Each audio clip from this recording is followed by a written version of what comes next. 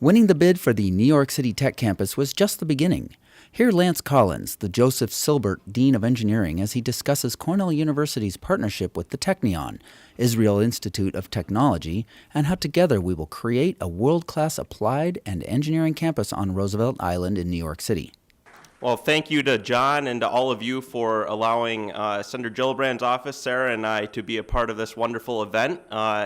It is absolutely critical what you are all involved with in trying to help our entrepreneurs strengthen the state's economy coming out of the Great Recession. And I want you all just to know that to consider Senator Gillibrand a partner in that effort.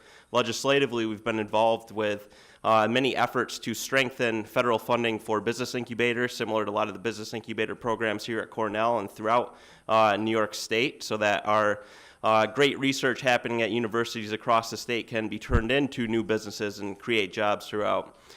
We've also been quite involved with tax incentives to help leverage additional private investment into our early stage businesses and really help our entrepreneurs from the get-go and get through the valley of death as they get to a more profitable business and can succeed from there. But more importantly, what we really wanted to let you know is that we're here as a partner to help assist in getting small business administration funding through USDA and Department of Energy when it comes to green technology businesses, which seems to be a growing field. And vast majority of other agencies are out there ready and willing to work with our entrepreneurs and small businesses. And what we can do in Senator Gillibrand's office is serve as that liaison to federal agencies and really try to help make sense of the huge array of federal programs that are out there to help, but a lot of business owners and investors just don't have time to really make sense of. So that's why we really wanted to have a presence here today. We actually have a set of probably 10 guidebooks on different funding issues out there in the hall. So feel free to stop by there after today's event.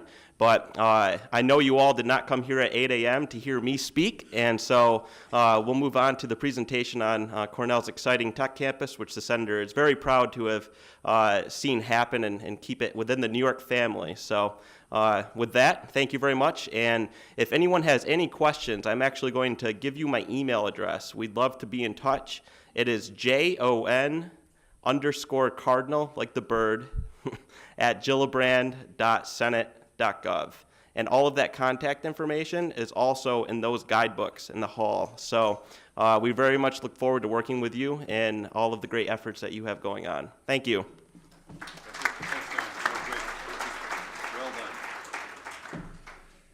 Thanks, John. Thanks, Sarah, again. Pleasure to have you here. Lance Collins is the Joseph Silber Dean of Engineering. He was named Dean in 2010. He joined the Cornell faculty in 2002 as a member of the Mechanical and Aerospace Engineering faculty, following 11 years on the Chemical Engineering faculty at Penn State. His research combines simulation theory and theory to study a variety of turbulent flow processes. He earned his BSc in 1981 at Princeton, his MS in 1993, and his PhD in 1987 at the University of Pennsylvania, all in chemical engineering. We're pleased and proud to have Dean Collins this morning.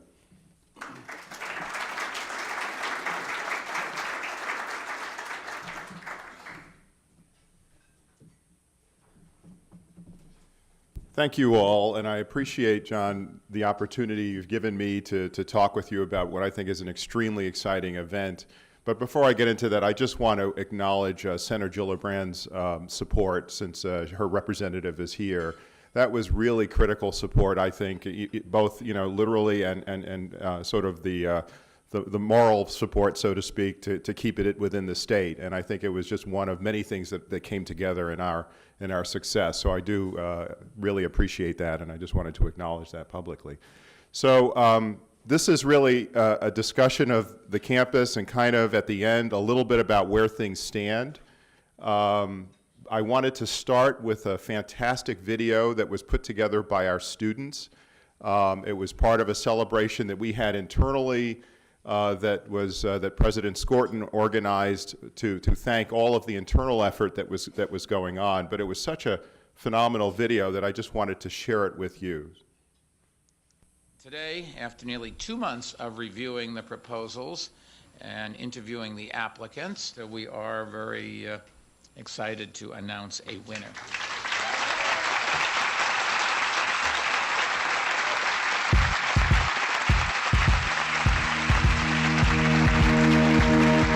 Their sweeping proposal envisions an 11-acre campus on the former Goldwater Hospital site on Roosevelt Island, right in the heart of our city.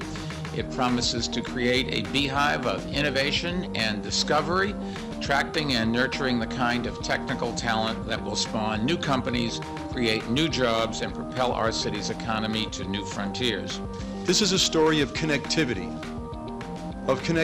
between people and their ideas, between researchers and business people, between students and their dreams.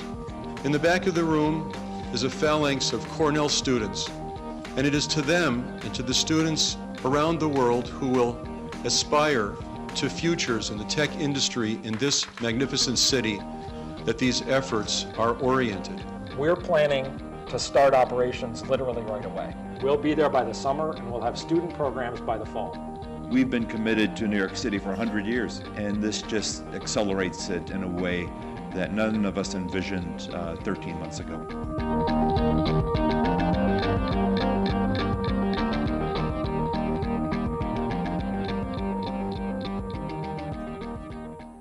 I mean, isn't that an amazing piece of work? I mean, I think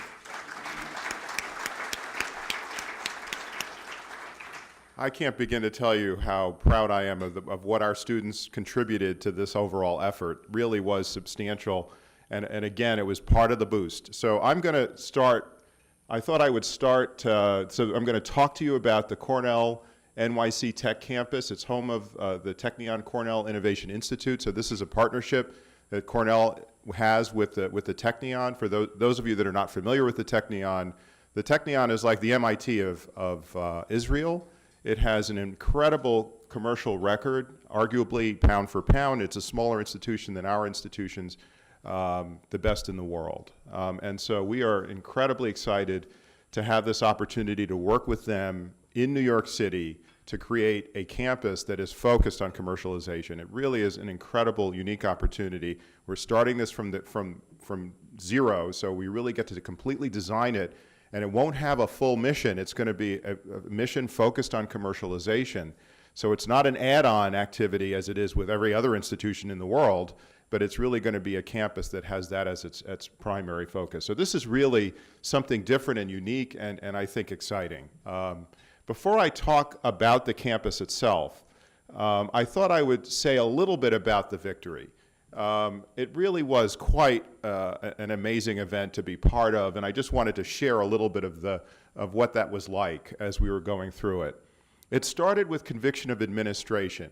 And so Kent Fox was the first to see the announcement of the competition when the mayor's office released it, and this was December of 2010.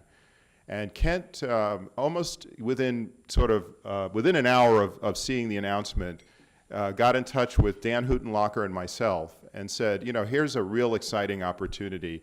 Drop everything, let's have a meeting, and I just want to talk about it. So he was immediately caught by the possibilities. This, after all, is a chance for us to grow our presence in New York City.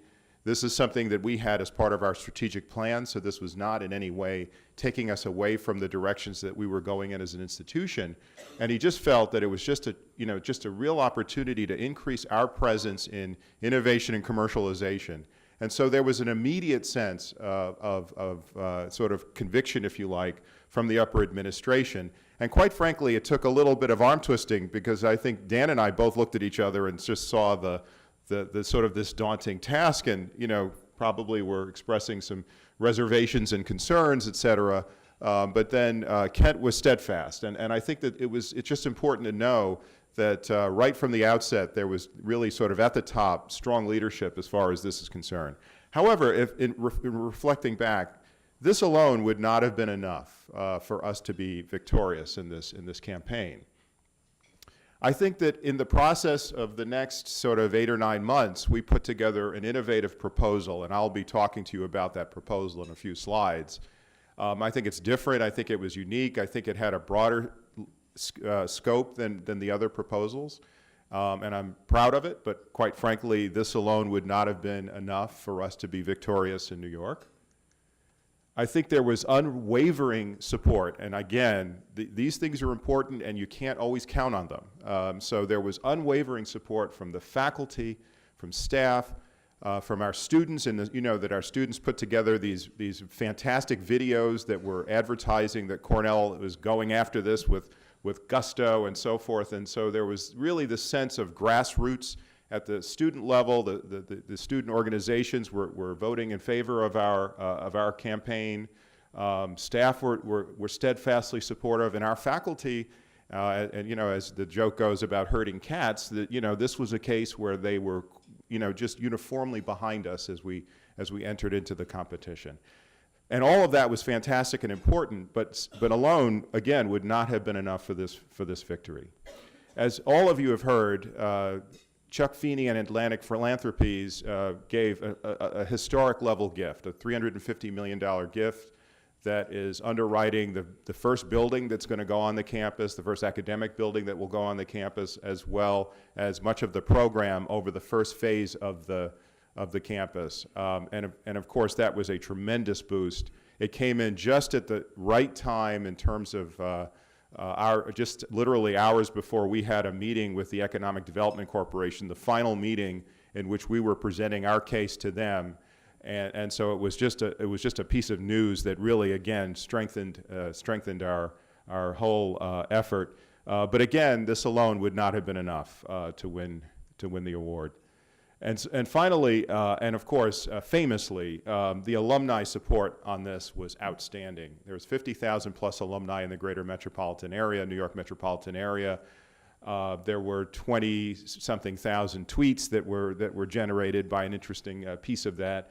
Of course, at the highest levels, we have really strong connections with the mayor's office, and all of that was working on our behalf.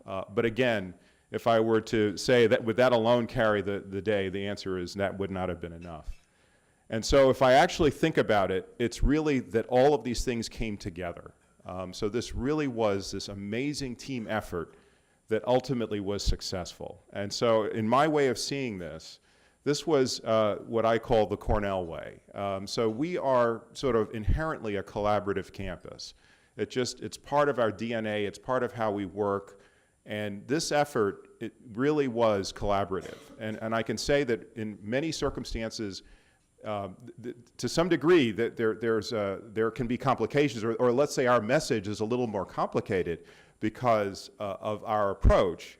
So we discovered in this process that, for example, when we were meeting with newspapers and so forth, this being a very public campaign, that it was better that we went as a group. So we had sort of the leadership team, this is the president, provost, the two lead deans, myself and Dan Hudenlocker, and Kathy Dove, who was leading the administrative side of the effort. And we often would go there as a team and talk with the editors and so forth, because in fact, that was really how we operated.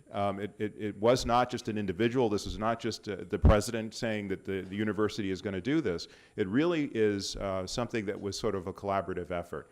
And I think that that's just who we are. So we ended up finding our voice, finding our ability to wage this very public campaign, which is not sort of our historical strength, I don't think. But we did it in a way that was still consistent with our value system. So I'm actually, in some way, even more proud of the fact that we were able to do it, be successful, and yet stay true to the way that we operate, which is, in essence, very collaborative. So let me say a little bit about what this thing is about. So the city spent 2 years in advance of this announcement doing its research. This was a well thought through program that they were proposing, effectively a land grant. So we're going back to the 1800s style of funding universities, in which you provide basically land and a little bit of money, $100 million, but the land has more value. And the reason they did that is that they saw this burgeoning tech sector in the city, and they were very interested in diversifying the city's economy. There was concern that the current economy and its reliance on the financial district, as you know, that New York is maybe 25% of its economy is in the financial district, leaves it at risk, that there's vulnerabilities associated with having such a large fraction of your economy in one area. And so they wanted to diversify. They thought about this. This was carefully thought through. They convened a lot of different focus groups and meetings with the business leaders of New York to think about where do we go, what can we do that's at the right scale. They decided that this tech sector was the direction to go. So this was a very thoughtful piece of work that they did in advance of the announcement. So once we got into it, we actually felt there was an additional advantage, and that is that technology today is shifting towards the customer, away from just the focus on technology itself, towards technology that is enabling change. And so this really positions New York in what I think of as being a very strong position, because New York is, after all, the home of so much technology that that focus change allows New York to potentially be the leader in the country. And of course, New York desires to be number one when it gets into something, and so this really, I think, plays to its strength. So the other thing is that we feel that the activity has the right scale. So in order to impact the New York City economy, we're talking it has to be at the scale of tens to hundreds of thousands of jobs. And we think that in fact this is the scale of this burgeoning tech sector. It's at the right scale. Moreover, we think that Cornell and the Technion are able to operate, and I'll show you some evidence of that later in the talk, at the scale that can really impact the economy. And so all of this comes together to say that we sort of concluded that indeed this is the right idea at the right time. We view this as a partnership with this, what we call the tech ecosystem. So the tech ecosystem consists of companies from the very smallest ones that may be a handful of employees, 1, 2, or 3 employees, to companies that have tens of employees, to companies that have hundreds of employees, to companies like the Googles and the Facebooks that have thousands of employees. And the way that sort of tech transfer in this economy works is often through buying out. So you buy the technology, buying the companies, and so forth. And so there's this vibrant sort of churning ecosystem, and it's there. It's actually in New York. It's growing. It's, in fact, if you look at venture capital expenditures in 2010, it turns out that New York is second, right behind the Silicon Valley area, in terms of venture capital expenditures. So this is and ahead of Boston. And so this is really a significant activity. So our campus is going to be sort of partnering with this community. So we definitely see this as what we call a virtuous cycle, where our campus is providing, so the arrows that are, let's see if this works, the arrows that are pointing towards the ecosystem, we're providing talent, we're providing ideas. And so that's what a campus is able to do. But this is something that's, I think, at least for us, is going to be new, and that is that the campus itself, I'm sorry, the business leaders from this ecosystem will be contributing to this campus. And so here, this is the part of the cycle that I think in our local region, in Ithaca, we really don't have, because we just don't have the presence of a large enough business community here. The economy isn't large enough to sustain a business community of this scale, of the scale that's appropriate for a university like Cornell. But in New York City, we'll have that. And I think that this notion that there's a real cycle that goes between this business community and our campus will sort of differentiate this from the activities that we're able to do now. And that's really what's, I think, incredibly exciting about this opportunity. So we organized the campus not around traditional departments. And that was, quite honestly, in our process of messaging, that was a challenge. Because people are used to hearing about departments. And so we were often asked the question, so what departments are you going to have on the campus? And we'd have to say, no, we're going to organize it a little differently. We organized the campus around what we call hubs. Hubs are interdisciplinary units in which faculty come together bringing different kinds of expertise where the commonality is to push technology in particular industry sectors. And so in the beginning, we've identified these 3 hubs, this connective media, healthier life, and the built environment. And so, for example, connective media, we see impacting advertising, entertainment, publishing, and so forth. These are industries that are highly demanding from an engineering perspective. There's a huge amount of data flow that's associated with them. Lots of challenges. New York is strongly positioned in really number one in most of these. And so, again, we feel there's this huge opportunity to generate technology that's really servicing that particular sector. And so this proximity of the technology to the customer was really this sort of central theme. And once you do that, once you say that, then that sort of takes you away from just one or two departments, because you need to bring together all of that expertise to drive it. So basically, if I were to say, what's the filter? The filter here is that if you can contribute to technology in a particular area, then you belong on this campus. And you might be, and I'll show you some of the disciplines that we envision, and you'll see that it's quite broad. And so that we felt was a strength of our proposal. So again, healthier life, we see healthcare, but also healthier living lifestyle sorts of activities that look at ways that you might use technology to help to encourage you to lose weight and so forth, to sort of change your lifestyle. The insurance companies in particular are very interested in that sort of thing. That's really, for them, that sort of directly impacts their bottom line.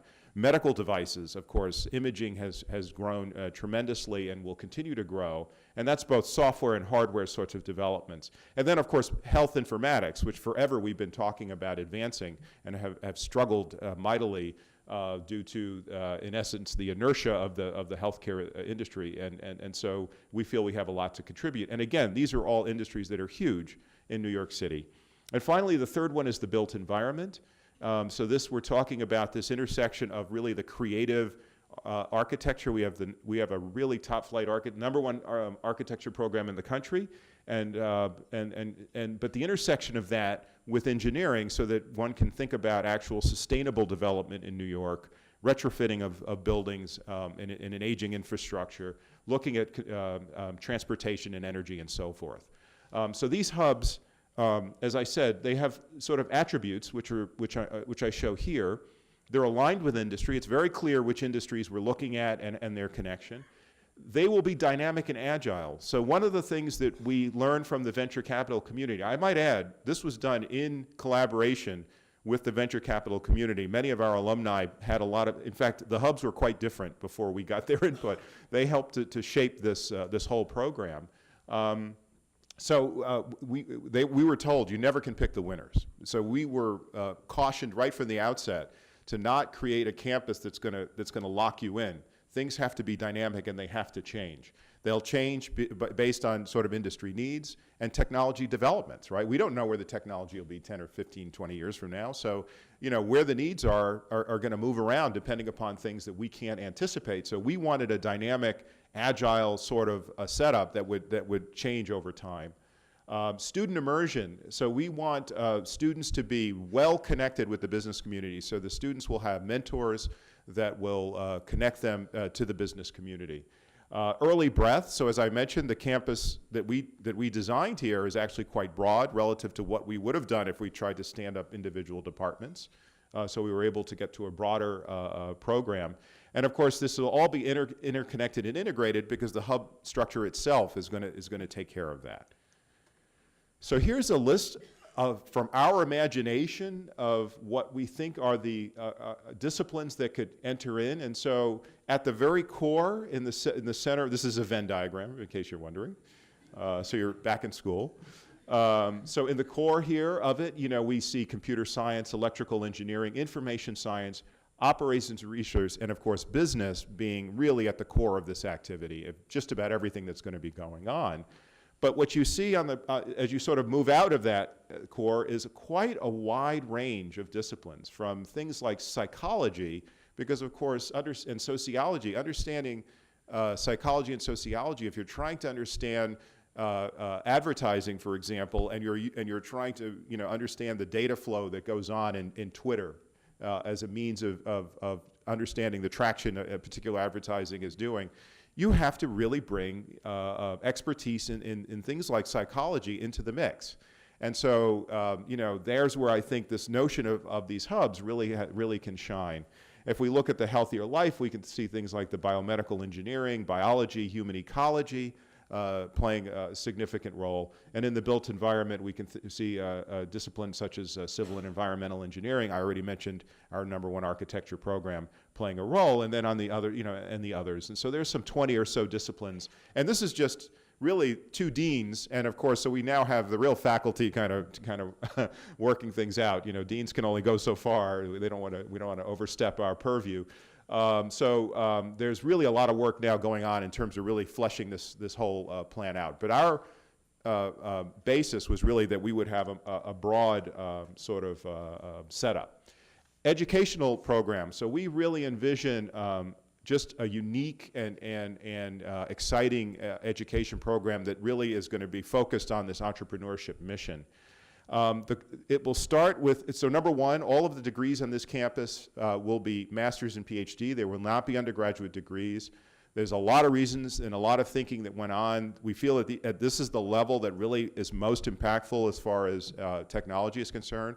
Moreover, we also felt that there's just something special about the Ithaca experience in terms of our undergraduate degree, and we did not want to try and replicate that in New York City. So on multiple levels, we were sort of committed to not having an undergraduate degree, although, as I show at the very bottom bullet, there will be undergraduates on the campus having some opportunities.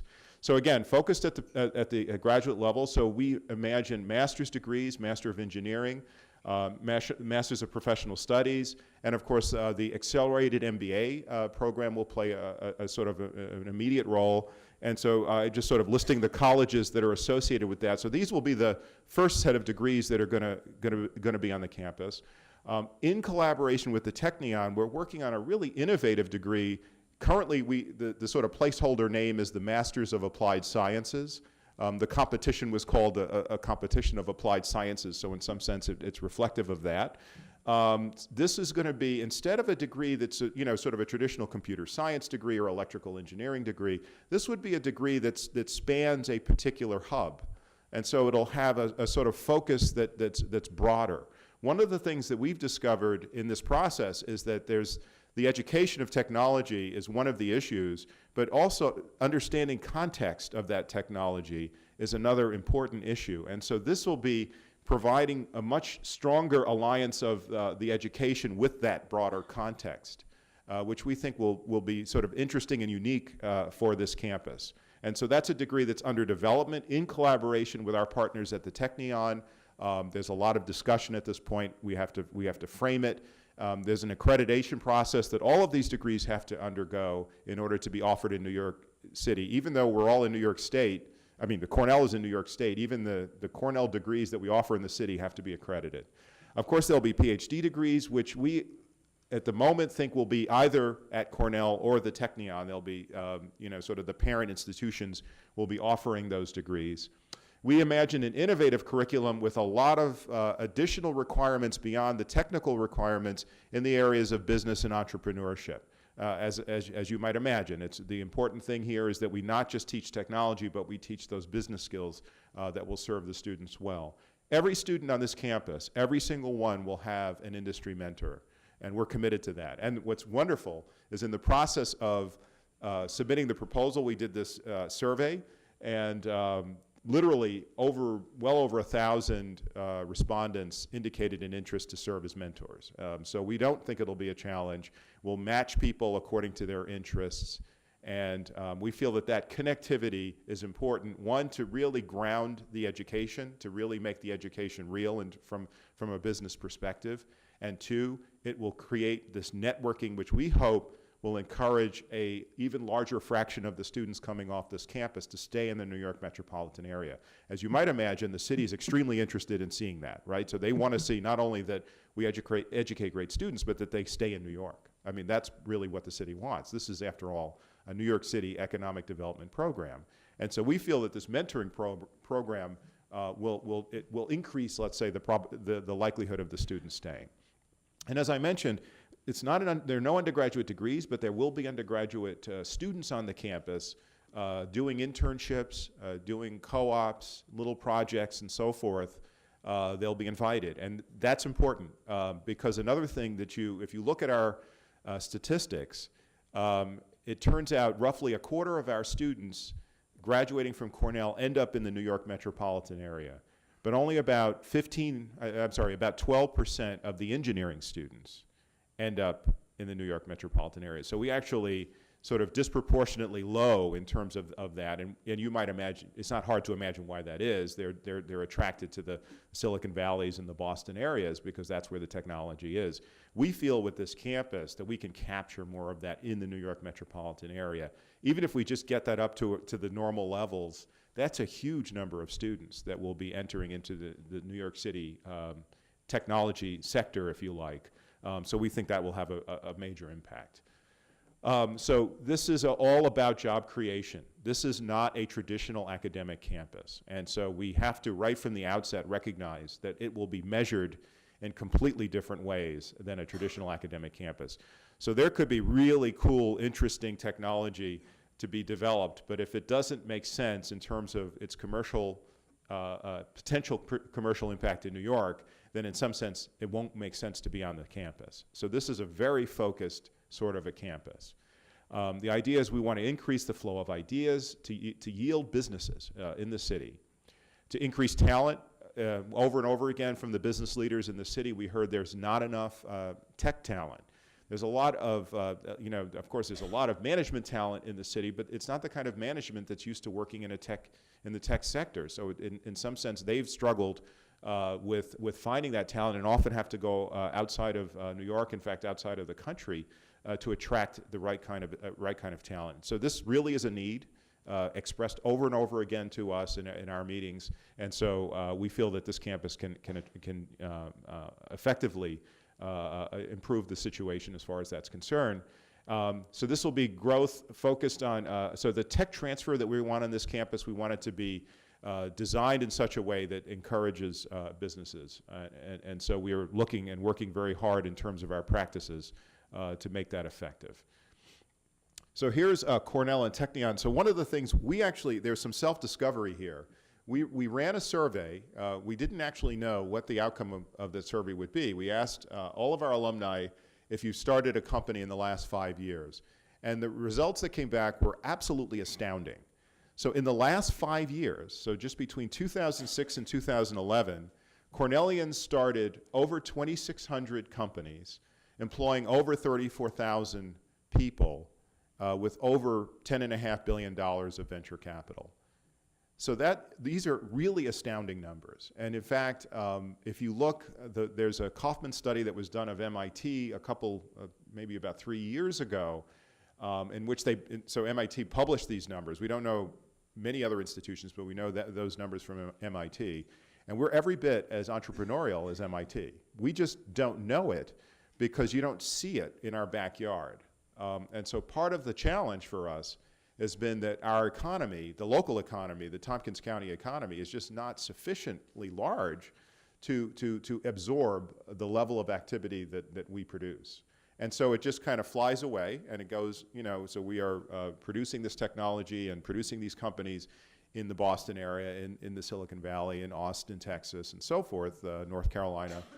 So we're busily being entrepreneurial, but it's somehow a little bit under the radar. So this really exposed the degree to which Cornellians are entrepreneurial. And that was important to the city because after all, they wanted to partner with a university that had that ability. And so we were able to demonstrate that we do. In addition, we partnered with the Technion, and the Technion is amazing. And so I recommend to any of you that want to learn more about the Technion's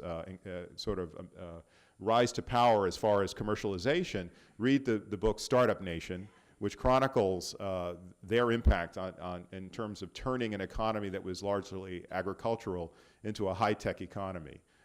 So if you look at the NASDAQ exchange, Israel, I think, has about roughly 120 companies that are listed on the NASDAQ exchange, 60 of which were started by Technion graduates.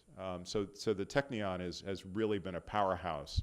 And to put these numbers in some perspective, I mean, that's larger than the entire European Union combined. So this is really an amazing place. And they have it's really almost a culture of commercialization. It's broader than just the educational system. It's really, and that's why I recommend Startup Nation. It really discusses how even their culture and military service and everything else it partially creates the conditions that makes them extremely entrepreneurial. So we are sort of delighted. We come together, and there we will be there on the southern end of Roosevelt Island, which I think will be an exciting development. This campus, we think, of course, this is an artist's rendition, so don't hold me to the specifics of the buildings on here. But we think that this campus will be a magnet, a sort of a focal point for this burgeoning tech sector in the city. That's our goal. And so we want it to be welcoming, we want it to be open, we want it to be open to the local community on Roosevelt Island. We recently had a meeting with them to sort of start to build relationships with them and so forth. Kathy Dove, who's now the vice president in charge of the development of the campus, actually is living there, and that, so just in this meeting, it was quite significant.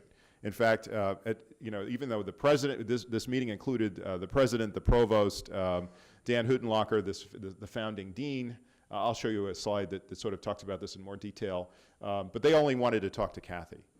So they saw her as, she was one of them. So, there was a real sense that we were, connecting with the community. And in New York, that is a non-trivial outcome, and we're delighted that we have such strong support from the local community. So we feel it'll be a magnet. We think it'll be a magnet not only with Cornell, but there are the other New York City institutions that are also involved in the tech sector are going to be part of this. In fact, there's still a part of this competition that's still going on, that some of the other proposals are still under consideration by the Economic Development Corporation. They'll be at a smaller scale. But nevertheless, there's the potential for other announcements that might be coming up in the future. And as far as we're concerned, we'd be delighted to see that, because the need is huge. And so, truthfully, as we really want to be strong partners in terms of building the community. So we would be excited to have even if there are new announcements in the future, we'd be excited to see them. So I already mentioned that Dan Huttenlocher, he and I were sort of the co-leads on the academic program design. Dan is going to start out as the lead dean for this new campus, and I'm delighted that he's willing to do that.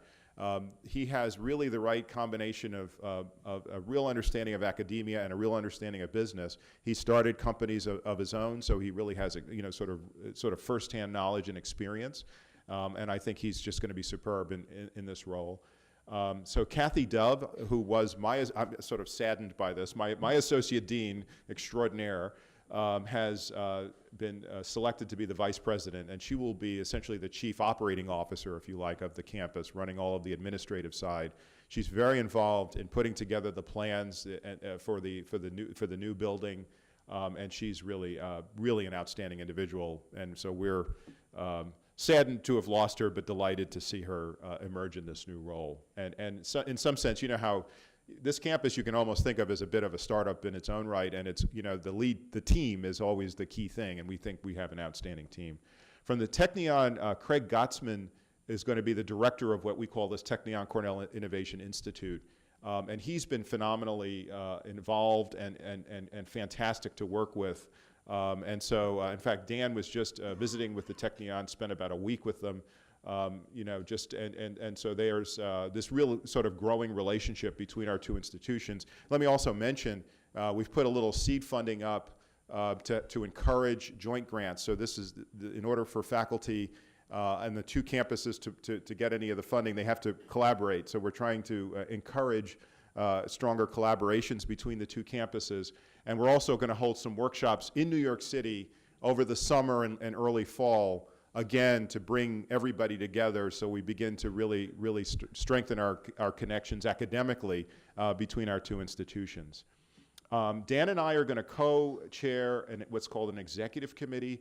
That committee will be focused on looking at how Ithaca responds to this New York City campus. After all, this is really a huge what I would call disruptive event. And you don't get those. I mean, this is maybe, in some sense, as large as Weill Medical College, Weill Cornell Medical College going into New York City. I mean, this is a really large event. And so we want to make sure we fully and maximally take advantage of it.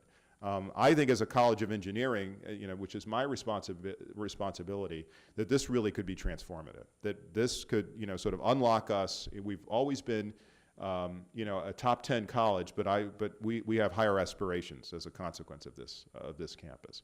And finally, there will be an academic planning committee that Rajat Manohar and David Schmoyes, these are both colleagues in the College of Engineering, are heading to start to really plan the academic program on this campus.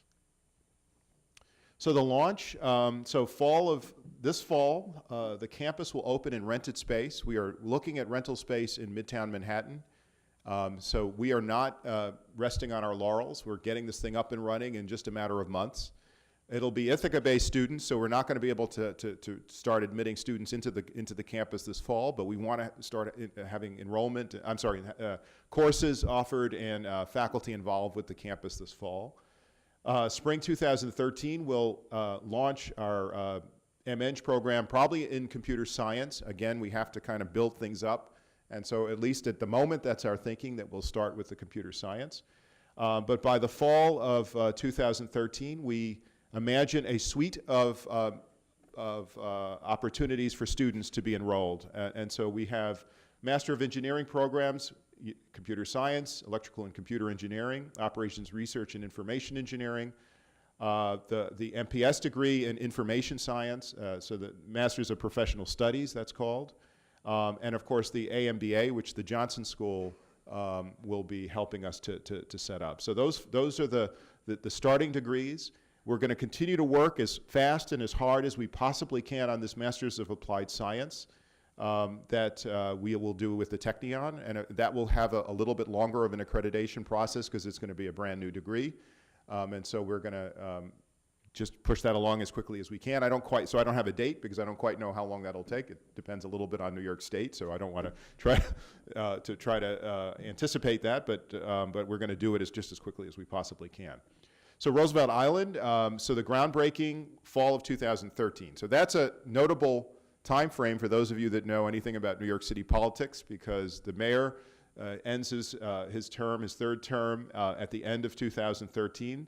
So we want shovels in the ground or demolition of the existing Goldwater Hospital before he leaves, so that we just get a little momentum before he's out of office. And we expect to complete the building in 2017. So 2017, there'll be sort of an iconic building on Roosevelt Island, something on the order of 40 or so faculty and several hundred students. In other words, it'll be a real size by that point, and you'll be able to recognize it as a Cornell activity in New York. So with that, I just wanted to end by saying that this has been in my career, the most exciting thing I've ever been part of.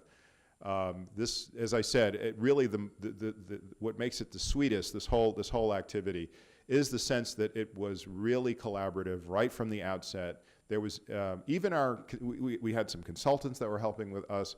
One of them sort of commented that he never saw us flinch or take our foot off the accelerator. And he's been involved with many different large projects that in New York. And he said there's always this moment where there's a hesitation because you recognize you're going after something pretty large. In this case, there was never a moment of hesitation. And I think that was because it just made imminent sense from every perspective. We wanted to grow our presence in New York. I, as Dean of the College of Engineering, wanted to see us more commercial, to be more active in terms of interactions with industry and commercialization of technology. And so everything kind of aligned, the stars aligned, and I think in some sense, this is why it made sense, and we were able to sort of immediately garner support from all corners of the community to go after this thing. So with that, I thank you for your attention. I'd be happy to answer questions.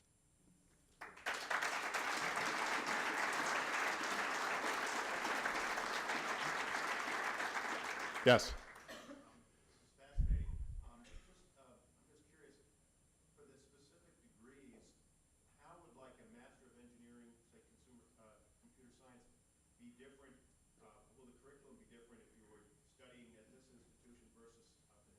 Yeah, so if you'll permit me to answer this in a little bit of a broader way. One of the issues that we struggled with mightily, I might add, was the fact that we didn't want these two campuses to compete with each other.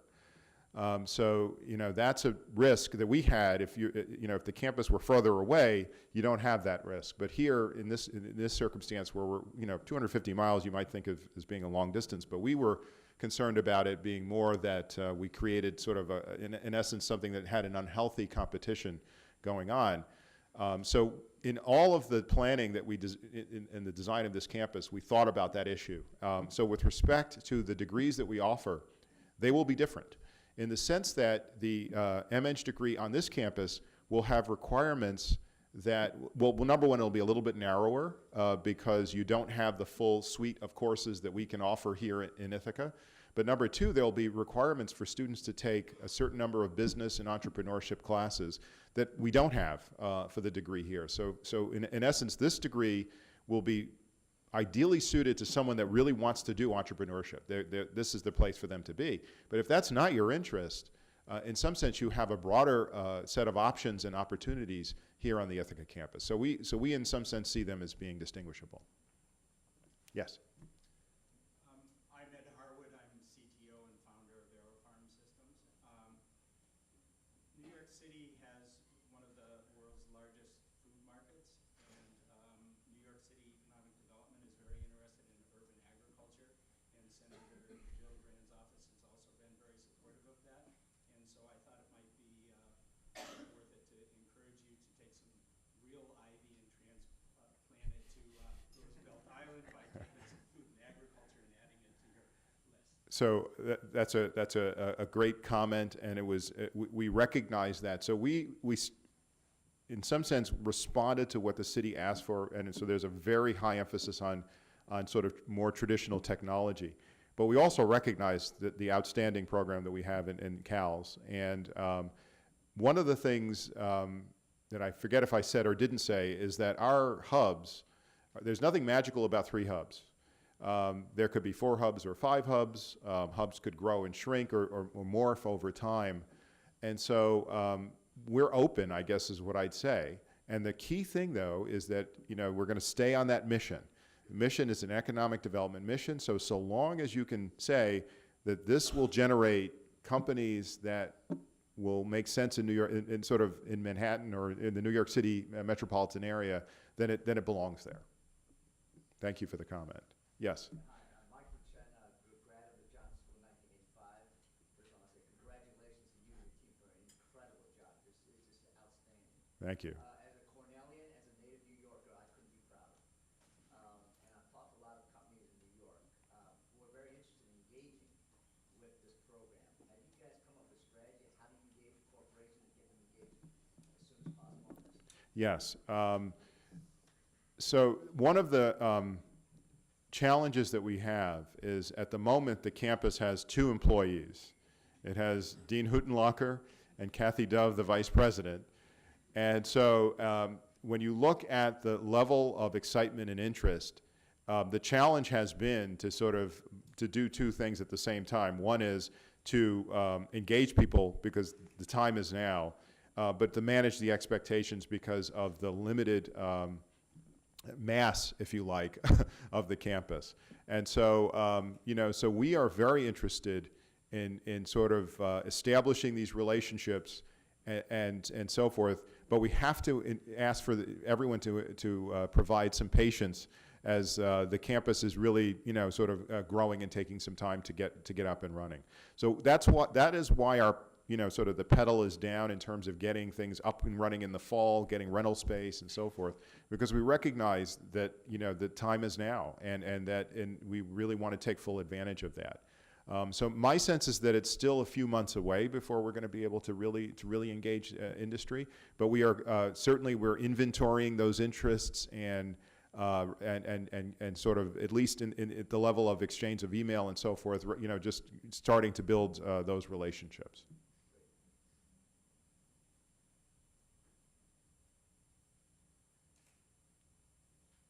Are there any other questions? Jeff?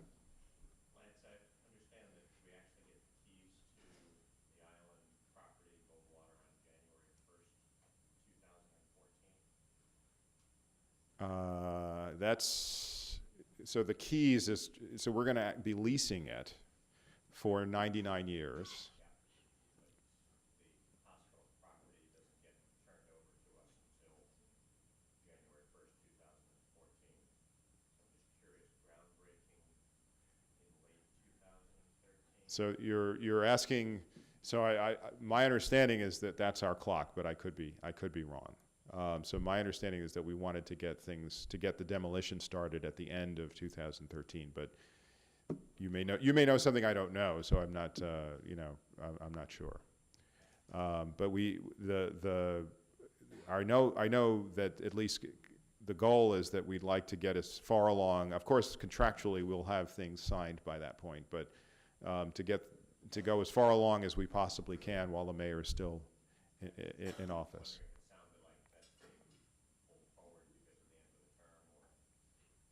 Right. I mean, so again, I think it's been about 2 months. So what I'm saying is maybe a couple of months old, but the understanding we had at that point, and that was in conversations with the Economic Development Corporation, was this sort of getting the demolition started at the end of 2013. So, yes. The students that are admitted to the graduate programs in New York City, do you anticipate in screening them that there will be criteria other than their interest in entrepreneurship versus the normal screening criteria we would also apply in terms of excellence of past and scores and all kinds of things that admit them? Is there any other criteria being anticipated to how to pick students that are going to be unusually successful in entrepreneurship as opposed to just being interested in it?